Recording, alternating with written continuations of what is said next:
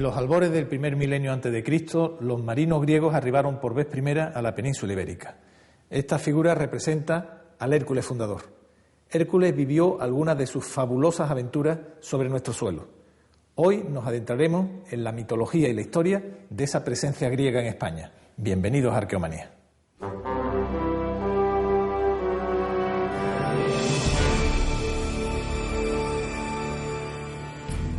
Bajo este castillo de Santipetri se ubicaba en la antigüedad, según varias fuentes, el santuario de Hércules Melkart. Para los griegos, la península ibérica fue tierra de promisión, el jardín de las Hespérides, la frontera con el más allá. Un país exótico. Un lugar al que llegaron los héroes de Troya. Un piélago en el que un semidios, Hércules, realizó algunos de sus trabajos como el rapto de los toros de Gerión. Los griegos pusieron nombre a Tartesos y contaron los primeros mitos hispanos, como el de Gárgoris y Avis. Un navegante focio, Colayo de Samos, cantó a los cuatro vientos la abundancia de metales preciosos que había en la península y la generosidad de sus reyes. Incluso el estrecho de Gibraltar fue conocido por los griegos como las columnas de Hércules. Para los griegos, la península ibérica era tierra de mitos. Lo que podemos constatar es que los griegos van desplazando elementos míticos según van conociendo los sitios, ¿no? Entonces, esto es la frontera occidental, no hay más allá, ¿no? En mitad de todas esas historias, Heródoto nos habla de un rey, Argantonio, ¿no? Que lo sitúa en un momento concreto, ¿no? O habla del viaje de Coleo de Samos, ¿no? A un lugar donde hace un negocio impresionante, ¿no? Este tipo de historias, a mi juicio, son reales. Yo creo en Heródoto, cuando habla de estas cosas creo en él, ¿no? Y hay gente que no, pero yo creo que hay que creer. Lo que nos están refiriendo es a un territorio en el que saben que ocurren cosas excepcionales. Por ejemplo, tienen una gran riqueza. Pero, ¿cuándo llegaron realmente los primeros griegos a la península?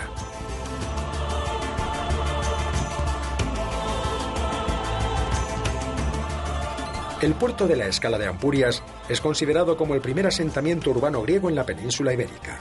Es de fundación fócea, de migrantes llegados de la cercana Masalia, el actual Marsella.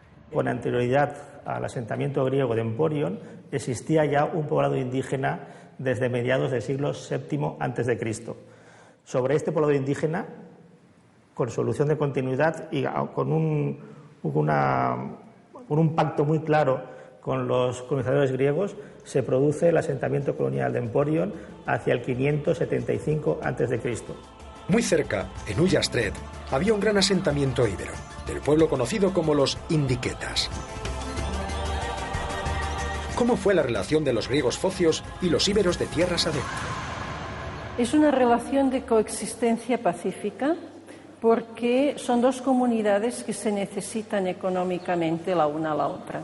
Ampurias se funda en el territorio indiqueta, del cual Ullastret es la capital, y coexisten porque a Ullastret sin duda le convenía tener un puerto con relación con todo el Mediterráneo como el que tenía a través de Ampurias. El elemento indígena de esta zona del Ampurdán yo creo que está muy helenizado. Las cerámicas griegas y los productos griegos aparecen de una forma continua en los poblados.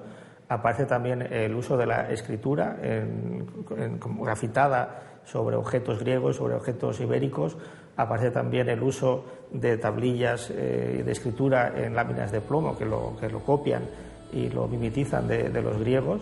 Aparece también un urbanismo como por ejemplo en Ullastret. Se considera que la Ampurias griega fue un puerto de escala, de aprovisionamiento para los comerciantes griegos. Emporion es sobre todo un enclave portuario.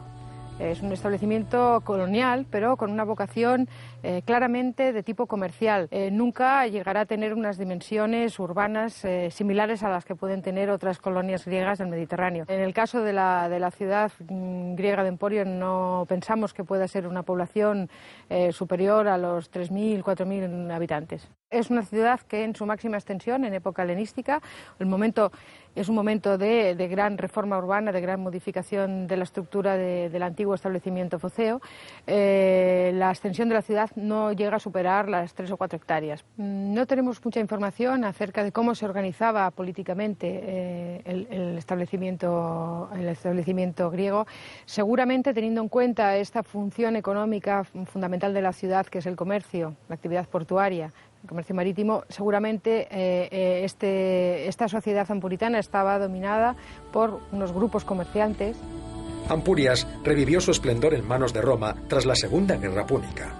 Hoy continúa siendo el único vestigio urbano de origen griego constatado en España. La legendaria Mainake, que aparece en varios textos clásicos, no ha podido ser localizada todavía. Nosotros creemos que Mainake evidentemente está en la zona de Málaga, ¿no? Y también hay que decir que Estrabón, que escribe en época de Augusto, pues cuando describe Mainake, o hace una alusión a Mainake, dice que las ruinas de Mainake, de la ciudad griega de Mainake en su época, se diferenciaban muy bien de la Málaga púnica por el trazado urbano de sus calles, ¿no? Estuviera o no estuviera Mainake en las cercanías de la actual Málaga, hay unas piezas de cerámica bajo las salas del Museo Picasso que resultan dignas de atención por su estilo y antigüedad. Lo importante de estas piezas es que nos indican claramente que ya a partir del siglo VII existe una demanda de esas cerámicas de lujo. Es evidente que además tenemos ya la aparición de cerámicas griegas ya desde mediados del siglo IX, en menos de 4 kilómetros al oeste de Málaga, que es en las últimas apariciones de investigaciones que se han hecho en la zona del aeropuerto. O sea que la tradición de cerámica griega en Málaga viene desde antiguo. Málaga se considera una fundación fenicia. La poderosa muralla del siglo VI a.C., que puede verse en los sótanos del Museo Picasso, es una prueba. Recientemente se ha documentado un altar con forma de piel de toro en una calle cercana. Está datado en el siglo IX a.C. En ese momento, la colonización fenicia todavía no se había producido, o eso se pensaba hasta hace poco. De cronología similar, en torno al siglo IX a.C., es el yacimiento de Alcorrín, en Manilva, Málaga.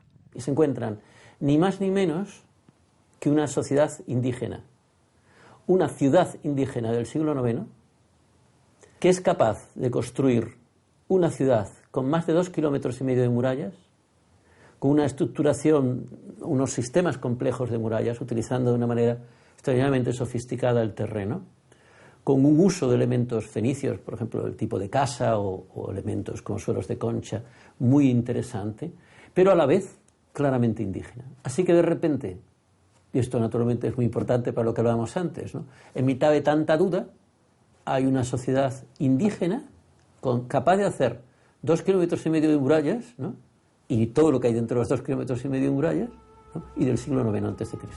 La Ría de Huelva y los famosos Cabezos son otros asentamientos muy antiguos con presencia griega y fenicia. Gracias a algunas piezas, los investigadores se están planteando la posibilidad de que existieran barrios griegos en las ciudades fenicias.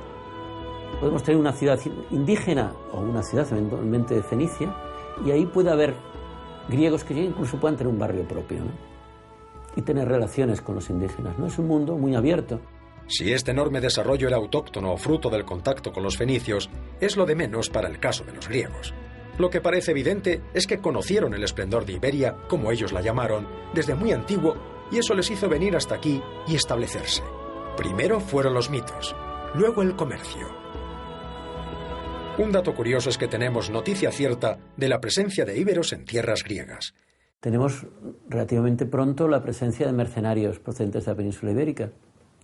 Y sabemos también que hay elementos que se producen aquí que se venden en Atenas o se venden en Cartago, ¿no?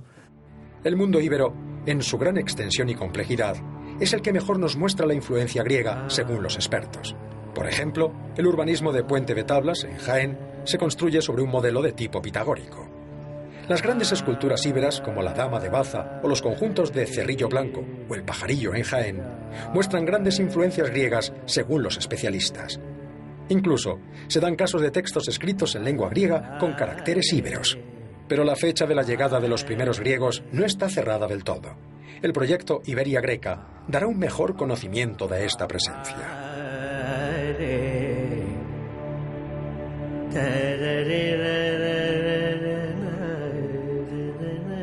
Iberia Graeca es un centro del Ministerio de Cultura del Estado y también del Departamento de Cultura de la Generalitat de Cataluña y del Ayuntamiento de La Escala, que se creó en el año 2007 y cuyos objetivos son la documentación, la investigación y la difusión del patrimonio arqueológico griego en la península ibérica, a través de una web que es iberiagraeca.org, donde habrá y existirá toda la documentación de todos los objetos griegos, tanto cerámicas, monedas, elementos arquitectónicos, epigrafía, que se han encontrado en la península ibérica, que están publicados y que a través de un buscador podrás llegar a ellos de una manera muy fácil y en la cual tendrás toda la documentación de estos materiales.